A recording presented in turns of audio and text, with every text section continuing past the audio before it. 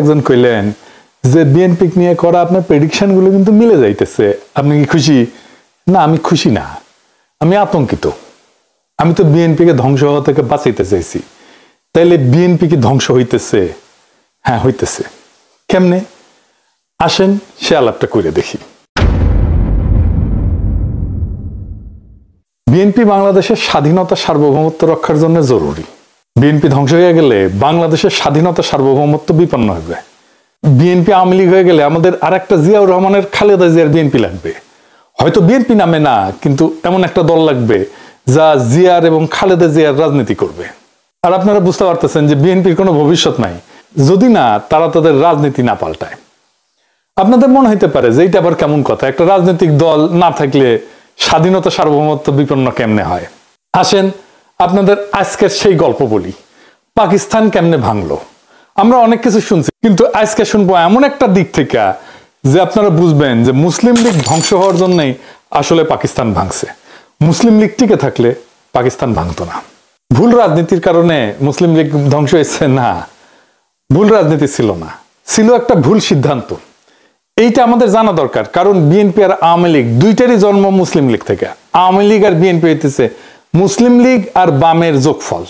আসেন এবার দেখি মুসলিম লীগ বিলুপ্তির ইতিহাস। এটা একটু দীর্ঘ হবে আলাপটা, কিন্তু শুনলে ফায়দা আছে। অনেক ইতিহাস জানতে পারবেন, অনেক বিষয় জানতে পারবেন যেটা আগে কখনো দেখেন নাই। মুসলিম লীগের জন্ম 1906 সালে আমাদের ঢাকাতে শাহবাগে, মানে মুসলিম লীগ বলতে পারেন প্রথম শাহবাগী। এই দলের জন্ম হয় নবাব সলিমুল্লাহর বাগান বাড়িতে, তখন শাহবাগে ওনার বাগান বাড়ি ছিল। সমস্ত ভারতবর্ষের মুসলমান নেতারা ব্রিটিশ ইন্ডিয়ার অন্য কোনো শহর যেমন লখনৌ, দিল্লি, আগ্রা, লাহোর, হায়দ্রাবাদ, করাচি, বোম্বেতে মিটিং করে এই দলের গোড়াপত্তন করেন নাই, কিন্তু ঢাকায় এই দলের গোড়াপত্তন হয়েছে। এই ঐতিহাসিক ঘটনা ঘটছিল তৎকালীন ব্রিটিশ প্রদেশ পূর্ব বাংলা এবং আসামের রাজধানী ঢাকায়। এরপরে পাকিস্তান আন্দোলন হয়, পাকিস্তানের আবির্ভাব ঘটার 7 বছরের মাথায় এই দল বিলুপ্ত হয়ে যায়, জয় বাংলা হয়ে যায়। এটা খালি পূর্ব পাকিস্তান মানে বর্তমানে বাংলাদেশেই ঘটে নাই, পশ্চিম পাকিস্তানেও একই ঘটনা ঘটছিল। এর ফলে আমাদের দেশের বুদ্ধিজীবীদের মধ্যে একটা মত প্রচলিত আছে, যেমন সলিমুল্লাহ খান, বদরুদ্দিন নম্বর, অসংখ্য বুদ্ধিজীবী মানুষ সেই একই মত প্রচার করছে। কি সেই মত? সেটা হইতেছে মুসলিম লীগ পাকিস্তান তৈরি হওয়ার পর সবগুলো প্রদেশ মানে সিন্ধু, বাংলা, পাঞ্জাব সীমান্ত প্রদেশের প্রাদেশিক সরকার গঠন করে এবং পাকিস্তানের কেন্দ্রীয় গণপরিষদও প্রায় সবগুলো আসন পায়। অল্প কিছু আসন কংগ্রেসের হাতে থাকে। মুসলিম লীগের দুঃশাসন এবং জনবিচ্ছিন্নতার কারণে নাকি এই দল তার সমস্ত জনসমর্থন হারায় ফেলে এবং এর ফলেই নাকি 54 সালে পূর্ব পাকিস্তানের প্রাদেশিক নির্বাচনে ভরাডুবি ঘটে মুসলিম লীগের, আর তাতেই নাকি এই দল প্রায় বিলুপ্ত হয়ে যায়। তো এই বয়ানটা ঐতিহাসিকভাবে সত্য না। অধিকাংশ বাঙালি বুদ্ধিজীবী কোনো ঐতিহাসিক ঘটনার ডিটেইলস অনেক পরিশ্রম কইরা কষ্ট কইরা খুঁজে দেখে স্টাডি করে না। তারা খুব উপর ভাষা একটা কাজ করে, মানে উপর দিয়ে খালি খোঁজাখুঁজি করে দেখে, তারপরে একটা মতামত তৈরি করে, 2-1 লাইন পরে অল্প কিছু বুঝে সেটা নিয়ে উত্তেজিত হয়ে যায়, বারবার ওইটা রিপিট করতে থাকে। ফলে তাদের এই সস্তা বয়ানগুলো প্রতিষ্ঠা লাভ করে। আজকে আমরা দেখব কেন মুসলিম লীগ বিলুপ্ত হয়ে গেছিল এবং আমাদের বর্তমান রাজনৈতিক ঘটনা পট প্রবাহে এর গুরুত্ব কতখানি। মুসলিম লীগের ইন্টেলেকচুয়াল গডফাদার ছিলেন স্যার সৈয়দ আহমেদ খান। উনার লেখালেখি এবং অ্যাক্টিভিজমকে প্রেরণা ধরেই মুসলিম লীগের গোড়াপত্তন হয়। তো স্যার আহমেদ খান কিন্তু নিজে একটা সংগঠন তৈরি করছিলেন, তার নাম ছিল all India Mohammedan educational conference, যেটা একটা মিটিং এর স্থান হিসাবে নির্ধারণ করে 1906 সালে ঢাকার নবাব সলিমুল্লাহর আহসান মঞ্জিলকে। সেই মিটিং এ উপস্থিত 3000 ডেলিগেটের সভাপতিত্ব করেন দিল্লির উত্তরপ্রদেশে অবস্থিত মিরাটের নবাব ভিকারুল মুলক মোস্তাক হোসেন। সেই শাহবাগের মিটিং এ নবাব সলিমুল্লাহ মুসলমানদের একটা রাজনৈতিক দল গঠন করার প্রস্তাব আনেন, যেটা সর্বসম্মতিক্রমে গৃহীত হয়। এইভাবে জন্ম হয় অল ইন্ডিয়া মুসলিম লীগের। মুসলিম লীগের প্রথম প্রেসিডেন্ট করা হয় প্রিন্স আগা খানকে। এর সাথে ছিল 6 জন ভাইস প্রেসিডেন্ট, 1 জন সেক্রেটারি আর 2 জন জয়েন্ট সেক্রেটারি। সেক্রেটারি ছিলেন উত্তরপ্রদেশের বারহা গোত্রের সৈয়দ নবাব মহসিন উল মুলক। লীগের গঠনতন্ত্র বা সংবিধান, যেটাকে গ্রিন বুক বলা হইতো, সেটা রচনা করেন মৌলানা মোহাম্মদ আলী। তার ভাই মাওলানা শওকত আলীর সাথে মিলে প্রথম বিশ্বযুদ্ধের পর খেলাফত আন্দোলন করেন গান্ধী আর কংগ্রেসের সাথে একজোট হইয়া। মোহাম্মদ আলী জিন্নাহ পরে মুসলিম লীগের প্রেসিডেন্ট এবং প্রধান নেতা হন, কিন্তু তিনি তখন মুসলিম লীগে যোগদান করেননি। যখন মুসলিম লীগ গঠিত হয় তিনি তখন কংগ্রেস করতেন এবং তাকে গোপাল কৃষ্ণ গোখলে বলতো হিন্দু মুসলিম মিলনের অগ্রদূত। জিন্নাহ 1913 সালে মুসলিম লীগের সদস্য হয়েছিলেন এবং 1916 সালে লখনৌয়ে মুসলিম লীগ আর কংগ্রেসের মধ্যে একটা মীমাংসা মিটিং এ উপস্থিত থাকেন, যেখানে কংগ্রেসের প্রতিনিধি ছিল বাল গঙ্গাধর তিলক এবং মুসলিম লীগের প্রতিনিধি হিসেবে পাঠানো হয়েছিল জিন্নাহকে। জিন্নাহ কিন্তু তখনও কংগ্রেসের মেম্বার ছিলেন, মানে তখন জিন্নাহ কংগ্রেসও করতেন মুসলিম লীগও করতেন, দুই পার্টি করতেন, বুঝছাও। জিন্নাহ কংগ্রেস ত্যাগ করেন 1920 সালে ডিসেম্বরে। সেই লখনৌ মিটিং এ মুসলিম লীগ আর কংগ্রেসের মধ্যে মিটমাট হয়ে একটা চুক্তি হয়, যেটা ইতিহাসে লখনৌ প্যাক্ট হিসেবে পরিচিত। এটার আর ডিটেলসে গেলাম না আর কি। মুসলিম লীগেও জিন্নাহ কিন্তু নাম কাওয়াস্তে সদস্য ছিলেন। মুসলিম লীগ শুরু থেকে রাজনৈতিক দল হিসেবে শক্ত অবস্থানে যাইতে পারেন নাই, ধীরে ধীরে নিস্তেজ হয়ে যায়, প্রায় অপ্রাসঙ্গিক হয়ে যায়। তখন রাজনীতিতে গান্ধীর আবির্ভাব হয়েছে, সবার চোখ কংগ্রেসের দিকে। এছাড়া লালা রাজপথ রায়, ভগৎ সিং মার্কা কিছু উগ্রবাদী সশস্ত্র বিপ্লবী ছিল। 1933 সালে মুসলিম লীগ আজকের জাতীয় পার্টির মতো বেশ কয়েক ভাগে বিভক্ত ছিল। জিন্নাহ ততদিনে রাজনীতি থেকে অবসর নিয়ে বিলাতে যে ব্যারিস্টারি প্র্যাকটিস করতেছেন, প্রচুর টাকা পয়সা কামাইতেছিলেন। মুসলিম লীগের এক ভাগের প্রেসিডেন্ট ছিলেন পেশোয়ারের ব্যারিস্টার মিয়া আব্দুল আজিজ। এদের গ্রুপের নাম ছিল আজিজ গ্রুপ। মানে আরেক ভাগের প্রেসিডেন্ট ছিল খান বাহাদুর হাফিজ হিদায়ত হোসেন। আওয়ামী লীগও কিন্তু 1975 পরে এরকম বেশ কয়েকটা গ্রুপে আলাদা হয়ে গেছিল। আওয়ামী লীগ হাসিনা, আওয়ামী লীগ মিজান, আওয়ামী লীগ রাজ্জাক। শফিক রহমান ভাই জায়জাদিনে লিখতেন আওয়ামী লীগ হারামি, হারামি মানে হাসিনার হা, রাজ্জাকের রা আর মিজানের মি, এই তিনটা মিলে আওয়ামী লীগ হারামি। আওয়ামী লীগ কলে প্রথম থেকে হারামি, জাত হারামি আর কি, সাচ্চা হারামি, কয়েক জেনারেশনের হারামি। তাইলে মুসলিম লীগ কেমনে খাড়া হইল? মুসলিম লীগের এই অবস্থা দেখে উত্তরপ্রদেশের লিয়াকত আলী খান লন্ডনে গিয়ে জিন্নাহর সাথে দেখা করেন। তারা বোঝান যে উনি যদি ভারতে ফিরে এসে মুসলিম লীগের হাল ধরেন, তাইলে আজিজ গ্রুপ আর হেদায়েত গ্রুপ উভয় আবার একত্র হবে, পার্টি একদম ইউনিফাইড হবে। আজিজ আর হেদায়েত গ্রুপের কাউন্সিল উভয় মতামত দেয় যে জিন্নাহ যদি দলের প্রেসিডেন্ট হন তাহলে আবার একত্র হতে রাজি আছেন। এর ফলে জিন্নাহ ভারতে ফিরে আসেন। 1934 সালের এপ্রিল মাসে মুসলিম লীগের কাউন্সিল মিটিং হয় দিল্লিতে। সেইখানে জিন্নাহর নেতৃত্বে মুসলিম লীগ আবার একত্রিত হইয়া জিন্নাহ মুসলিম লীগের প্রেসিডেন্ট হন এবং 1947 সালে পাকিস্তানের গভর্নর জেনারেল হওয়ার আগ পর্যন্ত ওই পদে আসীন থাকেন। জিন্নাহ মুসলিম লীগের প্রেসিডেন্ট হওয়ার পর সারা ভারতবর্ষ জুড়ে বিভিন্ন গুরুত্বপূর্ণ মুসলিম অ্যাক্টিভিস্ট আর নেতাদের লীগে রিক্রুট করা শুরু করেন। জিন্নাহর পার্সোনালিটি সবাইকে আকৃষ্ট করতে পারত, এই জন্য সবাই অনায়াসে তার নেতৃত্ব মেনে নিত। বাংলাতে নবাব সলিমুল্লাহর ভাগনা কিন্তু ছিলেন খাজা নাজিমউদ্দিন এবং এই ক্যারেক্টারটা খুবই ইম্পর্টেন্ট, এটা মাথায় রেখেন। সবসময় মুসলিম লীগ ছিলেন, যদিও নাজিমউদ্দিন অত্যন্ত দুর্বল একজন ব্যক্তিত্ব ছিলেন, তেমন কোনো ইন্টেলেকচুয়াল বা অ্যাডমিনিস্ট্রেটিভ ক্যাপাসিটি ছিল না, কোনোদিনই ছিল না। ব্যক্তি জীবনে অত্যন্ত অমায়িক ব্যক্তি হওয়ার ফলে সকলেই তাকে পছন্দ করতেন, আমাদের প্রফেসর ইউনূসের মতো। কারো সাথে নাই পাশে নাই। হোসেন শহীদ সোহরাওয়ার্দী প্রথম বিশ্বযুদ্ধের পর থেকে বাংলার রাজনীতিতে সরব ছিলেন, খেলাফত আন্দোলনে যুক্ত ছিলেন এবং একসময় কলকাতার ডেপুটি মেয়র ছিলেন। উনি কলকাতাতে ট্রেড ইউনিয়নের রাজনীতির সাথে জড়িত ছিলেন এবং ওইখানকার ইউনিয়নগুলোর মধ্যে ওনার ব্যাপক জনপ্রিয়তা ছিল। নিজস্ব একটা পার্টি ছিল, নাম ছিল অল ইউনাইটেড বেঙ্গল মুসলিম পার্টি। তারপরে সোহরাওয়ার্দী তো বেঙ্গলের মুখ্যমন্ত্রী ছিল। জিন্নাহ সোহরাওয়ার্দীকে কনভিন্স করেন মুসলিম লীগে যোগ দিতে। এর ফলে 1936 সালে সোহরাওয়ার্দী তার পুরো দলবল নিয়ে বেঙ্গল প্রভিন্সিয়াল মুসলিম লীগে যোগদান করেন। ওনাকে দলের সেক্রেটারি করা হয়। বাংলার আরেকজন বড় মুসলমান নেতা একে ফজলুল হকেরও নিজস্ব একটা দল ছিল, মানে শেরে বাংলার কৃষক প্রজা সমিতি, যেটা পরে কৃষক প্রজা পার্টি হয়। এরপরে 1937 সালে ব্রিটিশ ভারতে প্রথম প্রাদেশিক নির্বাচন অনুষ্ঠিত হয়, যেখানে বাংলা প্রদেশে 250টার মধ্যে 120টা মুসলমান আসন ছিল। সেপারেট ইলেকটোরেটের অধীনে, মানে মুসলমানরা মুসলমানদের ভোট দিবে, হিন্দুরা হিন্দুদের ভোট দিবে। এবং মাথায় রেখেন, এই যে মুসলমান হিন্দুর আলাদা ভোটাধিকার, এটাই দেশভাগের একটা কারণ। মানে মুসলমান আর হিন্দু একসাথে থাকতে পারবে না, এটাই বোঝায়। এটা গোবিন্দ প্রামাণিক আলাদা ইলেকশনের কথা বলে না, হিন্দু মুসলমান। এইটা যদি হয় তাহলে বাংলাদেশ আর একটা রাষ্ট্র থাকবে না, দুইটা রাষ্ট্র হয়ে যাবে। মাথায় রেখেন এটা। যাই হোক, এই প্রসঙ্গে আর বিস্তারিত আলাপে না যায়। তো এই 250টা আসনের মধ্যে কংগ্রেস পায় 54টা, মুসলিম লীগ পায় 40টা, কৃষক প্রজা পার্টি পায় 36টা, হিন্দু মহাসভা পায় 4টা। হিন্দু মহাসভা হচ্ছে বিজেপির বাপ আর কি। বাকি আসন স্বতন্ত্র প্রার্থী ক্ষুদ্র কয়েকটা দল যেতে। 250টা আসনের মধ্যে মেজরিটি পাইতে লাগে 126টা সিট, যেটা একক কোনো দলের ছিল না। কংগ্রেস বৃহত্তম দল হওয়ার পরেও গোড়ামি করে মুসলিম লীগ অথবা ফজলুল হকের সাথে জোট করতে অস্বীকৃতি জানায়। এর ফলে ফজলুল হক তার পার্টি নিয়ে 1937 সালে মুসলিম লীগে যোগ দেন। তাকে সাথে সাথে বেঙ্গল প্রভিন্সিয়াল মুসলিম লীগের প্রেসিডেন্ট করা হয়। সোহরাওয়ার্দী সেক্রেটারি থাকেন। মুসলিম লীগের এমপিরা তাকে বাংলার চিফ মিনিস্টার পদে সমর্থন করে, সাথে আরো অনেক স্বতন্ত্র প্রার্থী যোগ দেয়। এইভাবে আইনসভায় মেজরিটি আসে।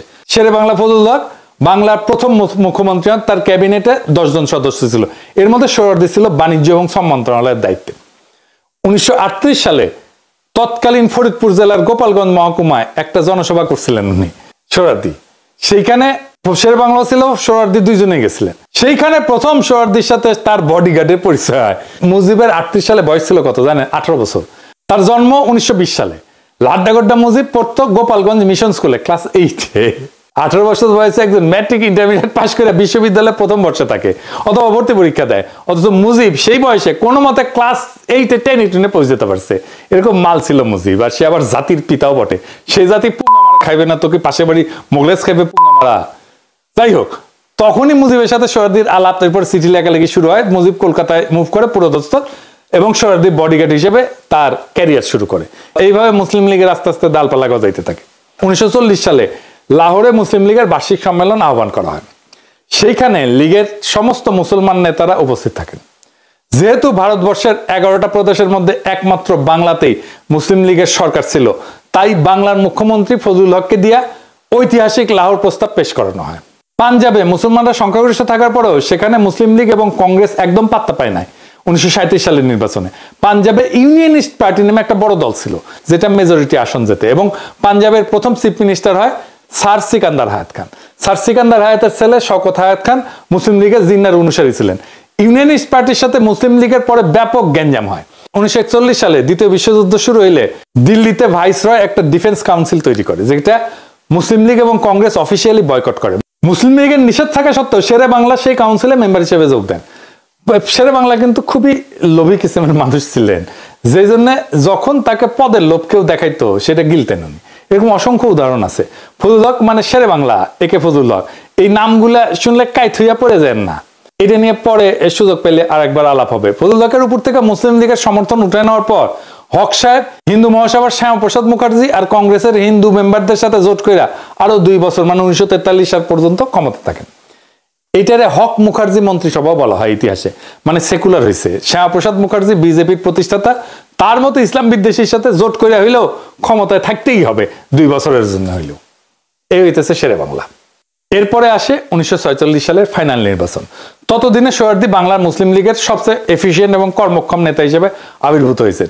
সেই নির্বাচন ছিল পাকিস্তানের ম্যান্ডেটের নির্বাচন। সেই নির্বাচনে মুসলিম লীগ ভারতবর্ষের মুসলমানদের সব আসনে প্রায় 90% আসন যেতে। বাংলাতেও ফজলুল হকের কৃষক প্রজাপতি একদম জয় বাংলা হয়ে যায়। শ্যামাপ্রসাদ মুখার্জির সাথে সরকার কইরা 2 বছরের এক্সটেনশন পাওয়ার পুরস্কার পান উনি। পাঞ্জাবে ইউনিয়নিস্ট পার্টির কথা বলছিলাম না, অল্প কয়েকটা আসন যেতে মুসলিম লীগের বিপরীতে। সিন্ধু যেখানে মুসলিম লীগ 1937 সালের নির্বাচনে একটা আসনও যেতে নাই, সেখানে প্রায় সব মুসলিম সিট এবার যেতে সরকার গঠন করে মুসলিম লীগ। এরপর শুরু হয় ভেজাল। বাংলাতে মুসলিম লীগের সবচেয়ে বড় অ্যাক্টিভিস্ট গ্রুপগুলোর নেতা ছিল সোহরাওয়ার্দী, যার অক্লান্ত পরিশ্রমের ফলে মুসলিম লীগ বাংলাতে বিপুল জয়লাভ করে। সোহরাওয়ার্দী ব্রিটিশ বাংলার সর্বশেষ চিফ মিনিস্টার হয় এবং সরকার গঠন করে। এরপরে 1947 সালে পাকিস্তানের আবির্ভাব হওয়ার পর শুরু হয় ভেজাল।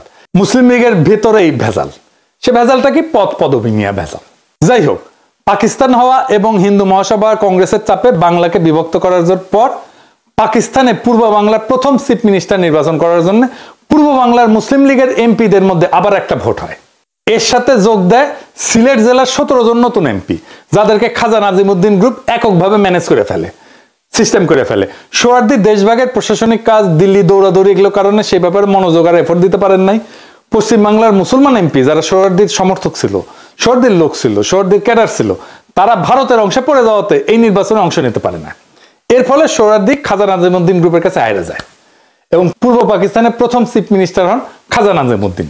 বলছিলাম না স্যার সলিমুল্লাহর ভাগনা। এই ঘটনা ফলাফল ছিল সুদূর প্রসারী, বলা যেতে পারে পূর্ব পাকিস্তান থেকে বিচ্ছিন্ন হওয়ার ঘটনার সূত্রপাত ঘটে এই ঘটনা দিয়ে। কেন্দ্রে যে ক্যাবিনেট গঠন করা হয় লিয়াকত আলী খানের নেতৃত্বে, সেখানেও সোহরাওয়ার্দীকে কোনো ক্যাবিনেট পোস্ট দেওয়া হয় না। বাংলা থেকে ফজলুর রহমান নামে একজন অখ্যাত ব্যক্তিকে কেন্দ্রের শিক্ষামন্ত্রী পদ দেওয়া হয়। এ ফজলুর রহমানকে জানেন? এ হইতেছে সালমানের দরবেশ বাবা, সালমান এফ রহমানের বাপ। সোহরাওয়ার্দী এই দুঃখে ক্ষোভে পাকিস্তান হওয়ার পর পাকিস্তানে না এসে কলকাতাতে থাকেন। এর ফলে শুরু হয় সোহরাওয়ার্দীর সাথে মুসলিম লীগের নেতাদের দ্বন্দ্ব।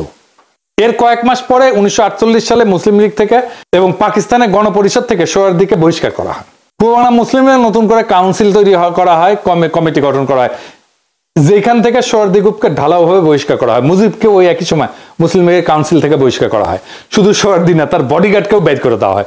যেহেতু বাংলার মুসলিম লীগের কর্মীদের বিরাট অংশ সোহরাওয়ার্দীর সমর্থকের অন্ধভক্ত ছিল, তারা ন্যাচারালি এই ব্যাপারটা স্বাভাবিকভাবে নেয় না, ক্ষুব্ধ হয়। বাংলায় সোহরাওয়ার্দীর ক্ষুব্ধ সমর্থকরা একদম প্রথম দিক থেকে নাজিমউদ্দিন এবং পরে নুরুল আমিনের সরকারের বিরুদ্ধে তাদের ক্ষোভ জ্বালার জন্য যা ইস্যু আছে সামনে সেটা নিয়ে এজিটেশন শুরু করে। এই সোহরাওয়ার্দী যে মুসলিম লীগের উপরে রাগ ঝাড়তেছে আর পূর্ব পাকিস্তানের সমস্ত এজিটেশনে কলকাতায় নাড়তেছে, সেটা সে আইয়ুব খানের কাছে ওপেনলি স্বীকার করছে। আইয়ুব খানের একটা বই আছে, ফ্রেন্ডস নট মাস্টার্স, এইটা সে লিখে গেছে 25 পৃষ্ঠায়, পারলে পড়ে নেন, আমি আর পুরো বিষয়তে গেলাম না আর কি। তো খাজা নাজিমউদ্দিন কেমন মানুষ ছিলেন? খাজা নাজিমউদ্দিন একটা অপদার্থ কাইসিমের মানুষ ছিলেন। তার গ্রুপের তেমন কোনো কর্মী ছিল না। এই বিরাট সংখ্যক ক্ষুব্ধ কর্মী যারা পাকিস্তান আন্দোলনে অত্যন্ত গুরুত্বপূর্ণ ভূমিকা রাখছিল আর সোহরাওয়ার্দীর সমর্থক ছিল, তারা এরপরে মুসলিম লীগ থেকে বের হয়ে নিজেরা 1949 সালে সম্মেলন করে নতুন একটা দল গঠন করে। কি সেই দল? আওয়ামী মুসলিম লীগ। এইটা এর বাংলা অংশের সভাপতি করা হয় মাওলানা ভাসানীকে, যিনি পাকিস্তান আন্দোলনের সময় আসামে ছিলেন। অল পাকিস্তান আওয়ামী মুসলিম লীগের প্রেসিডেন্ট পরে স্বাভাবিকভাবে সোহরাওয়ার্দী সর্বসম্মতভাবে নির্বাচিত হন। ভাষা আন্দোলন থেকে শুরু করে এর পরের সমস্ত আন্দোলন ছিল মূলত নাজিমউদ্দিন নুরুল আমিন গ্রুপের বিরুদ্ধে সোহরাওয়ার্দী গ্রুপের ক্ষোভের বহিঃপ্রকাশ। আর বাম কমিউনিস্টরা ভারতের মদতপুষ্ট হয়ে এই সময় আওয়ামী লীগের কান্দে ভর কইরা শুরু করে সমস্ত এজিটেশন এবং আন্দোলনে উস্কানি দিতে থাকে। ঠিক এখনকার সাথে মিলায় দেখেন, প্রফেসর ইউনূসকে বসান খাজা নাজিমউদ্দিনের জায়গায়, মিলে? যদি হোসেন শহীদ সোহরাওয়ার্দীকে পূর্ব পাকিস্তানের প্রথম চিফ মিনিস্টার বানানো হইতো, যেটা তার প্রাপ্য ছিল আসলে, তাহলে উর্দু কেন, হিব্রুকে রাষ্ট্রভাষা করলেও কোনো আন্দোলন হইতো না। এবার লিখে দিতে পারি, সেটা হইলে পাকিস্তান জীবনও ভাঙতো না, ভারতের কোনো ষড়যন্ত্রের কাজে আসতো না, সব মাঠে মারা যেত, বাকি সব আজগুবি বয়ান কর্পূরের মতো ভ্যানিশ হয়ে যেত। কিছু ছুটকা ছুটকা মানুষ এদিক ওইদিকে একটু আওয়াজ তুললেও সোহরাওয়ার্দীর ক্যাডাররা তাদেরকে সাইজ করে দিত, মোকাবেলা করতো। হ্যাঁ, সোহরাওয়ার্দী নিজে তো বাংলা বলতো না, বলতেই পারতোই না। নিজে পশ্চিমবঙ্গের উর্দুভাষী মুসলিম ছিলেন, বাংলা দুই লাইন বলতেও পারতো না, লিখতেও পারতো না। উনার সমর্থকরা যে বাংলা ভাষাকে রাষ্ট্রভাষা করা নিয়ে এত মাতামাতি করলো, এটার পিছনে মূল কারণ হইতেছে বাংলা ভাষা প্রীতি না, সেটা হইতেছে নাজিমউদ্দিন নুরুল আমিন গ্রুপের সরকারের প্রতি তাদের ক্ষোভের বহিঃপ্রকাশ। মুসলিম লীগ থেকে এত বড় কর্মী সমর্থকদের বাইর করে দেওয়ার ফলে বাংলা মুসলিম লীগ স্বাভাবিকভাবে অত্যন্ত দুর্বল হয়ে যায়।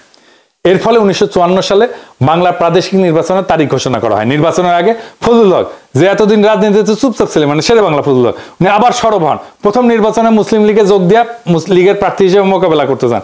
পরে যখন দেখেন লীগের কর্মী সমর্থক একদম কমে গেছে, ঠিক তখনই বুঝতে পারে, চালাক মানুষ ছিল, ওই সময় ঠিক করে আওয়ামী লীগে যোগ দেবে। আওয়ামী লীগের প্রস্তাব লুকে নেয় এবং শেরে বাংলাকে তাদের চিফ মিনিস্টার ক্যান্ডিডেট করার প্রস্তাব দেয়। কেন্দ্রের সোহরাওয়ার্দী আর বাংলায় ফজলুল হক তাদের নেতা হবে, এরকম একটা সমঝোতা হয়ে যায়। তখন লীগের মধ্যে সেকেন্ডার একটা ভাঙন হয়, খুব ইন্টারেস্টিং।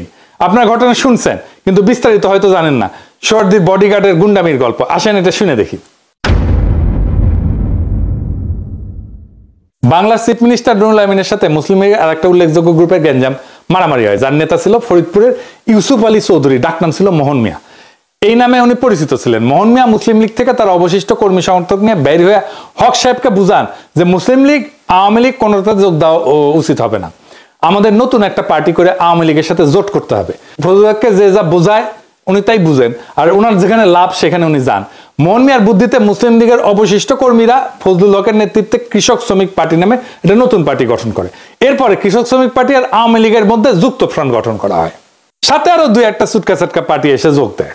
স্বাভাবিকভাবে 54 সালের নির্বাচনে যুক্ত ফ্রন্ট বিপুল সংখ্যাগরিষ্ঠতা পায় এবং মুসলিম লীগ ভ্যানিশ হয়ে যায়। তবে যুক্ত ফ্রন্টও বেশি দিন টেকে নাই, হক সাহেবের এখানেও গুটিবাজি করে এবং আলটিমেটলি আওয়ামী লীগ আর কৃষক শ্রমিক পার্টির মধ্যে জোট ভেঙে যায়। তাদের মধ্যে সংঘাত মারাত্মক আকার ধারণ করে। তার ফাইনাল আউটকাম হচ্ছে 1958 সালে ঢাকাতে সংসদের ভেতরে দুই দলের মাইটপিট হয় এবং ডেপুটি স্পিকার শাহেদ আলীকে পিটায় হত্যা করা হয় পার্লামেন্টের মধ্যে। এবং এই মারামারিতে সোহরাওয়ার্দীর বডিগার্ড অংশ নেয় শঙ্কর মাছের লেজের চাবুক নিয়ে। তার ব্যাগের মধ্যে এটা সবসময় থাকতো, হ্যাঁ সবসময় থাকতো আর কি। হ্যাঁ বেডরুমও থাকতো। এটা দিয়ে আবার বিডিএসএম সে ইউজ করতো কিনা জানি না, বিডিএসএম কি গুগল করেন, সবকিছু কয়া দেওয়া যাবে না। যাই হোক, মুসলিম দিক থেকে কর্মী সমর্থক নেতাদের এই 2 দফা ভাঙনের ফলে দলটা একদম নিঃশেষ হয়ে যায়, এবং এটাই তাদের বিলুপ্ত হওয়ার একমাত্র কারণ। আমাদের যে প্রচলিত বয়ান যে মুসলিম লীগ জনবিচ্ছিন্নতার দুঃশাসনের কারণে একটা নির্বাচন এরই বিলুপ্ত হয়ে গেছে, সেটা ভুয়া একটা বয়ান। সেটা আজকে বুঝলেন তো, একেবারে চোখে আঙুল দিয়ে দেখাই দিলাম। এইবার আসেন বাংলাদেশের বর্তমান রাজনীতির সাথে বিএনপির সাথে এটার কি সম্পর্ক। ডাকসুতে বিএনপি যে মারাটা খেলো না, এই মারা আগামীতে সে খাইতেই থাকবে যদি সে তার খাইসলত না বদলায়। ভোটের রাজনীতিতে বিএনপির আসল জায়গা, ভোটের জায়গাটা হচ্ছে যেটাকে কনস্টিটিউয়েন্সি বলা হয়, সেটা হচ্ছে তার মুসলিম ভোট, মুসলিম জাতিবাদী ভোট, সাধারণ মুসলমানের ভোট। এক অর্থে এটাই জিয়াউর রহমানের বিএনপি এবং তার রাজনীতি, এটা এক অর্থে বিএনপি পিতৃ পরিচয় বটে। আর এইবার বিএনপি তার বাপের পরিচয় অস্বীকার করে আওয়ামী লীগের রাজনীতিতে মাথা ঢুকাইতে গেছিল, হাসিনার ফেলে দেওয়া গু খাইতে গেছিল।